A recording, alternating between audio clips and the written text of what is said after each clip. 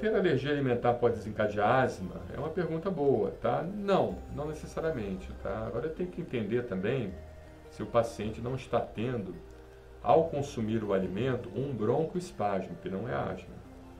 É importante a gente deixar claro que às vezes o paciente está tendo um broncoespasmo que faz parte, principalmente quando ele tem uma alergia alimentar IgE-mediada, que faria parte então do início de uma reação anafilática.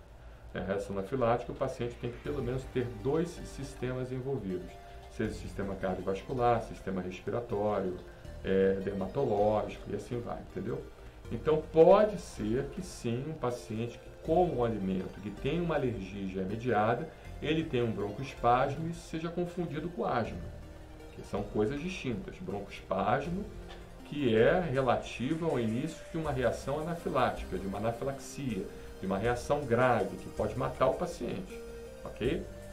Isso é uma coisa.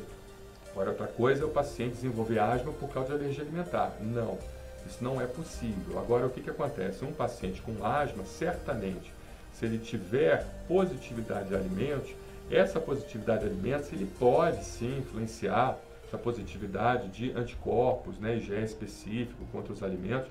Sim, eles podem, lógico que esses IgE específicos que mostram uma sensibilização, mas não necessariamente uma doença.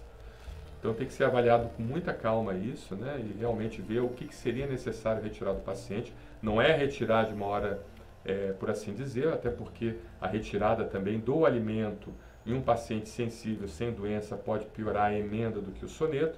O paciente que não estava apresentando a doença, a alergia, mas é sensível ao alimento, ele, a partir do momento que você retira, você tira aquele fator inibitório do consumo contínuo do alimento, aquele fator inibitório de alergia, de diminuição da reatividade, porque a gente sabe que o antígeno, quando ele é administrado constantemente, né, para o paciente, ele acaba causando uma certa tolerância àquele paciente, principalmente o antígeno alimentar.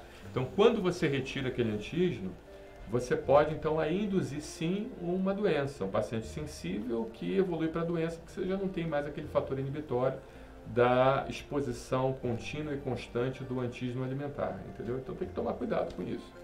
Agora, existem alguns estudos mostrando sim que aqueles pacientes que têm sintomas alimentares e que de certa forma até acabam desenvolvendo asma, uma forma assim muito cautelosa, você pode até retirar, mas com uma avaliação muito restrita do seu médico para não piorar a emenda do que soneto, né?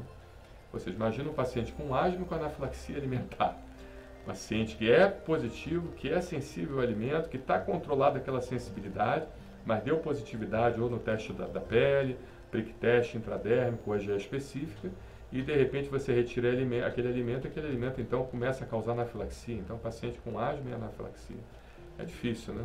Tá bom? Então, é uma pergunta simples, você vê que é uma pergunta realmente curta, mas é uma pergunta que acaba nos trazendo muita discussão, né? A gente acaba filosofando muito. O que fazer nesse caso, né?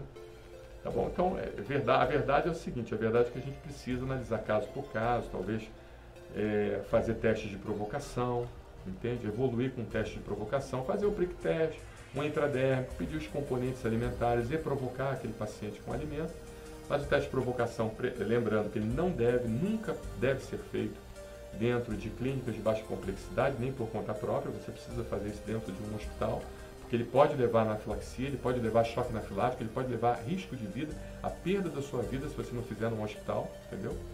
Até porque o teste de provocação não é um teste simples, é um teste que requer toda uma equipe multidisciplinar para manter a integridade física do paciente, tá bom? Um abraço, obrigado.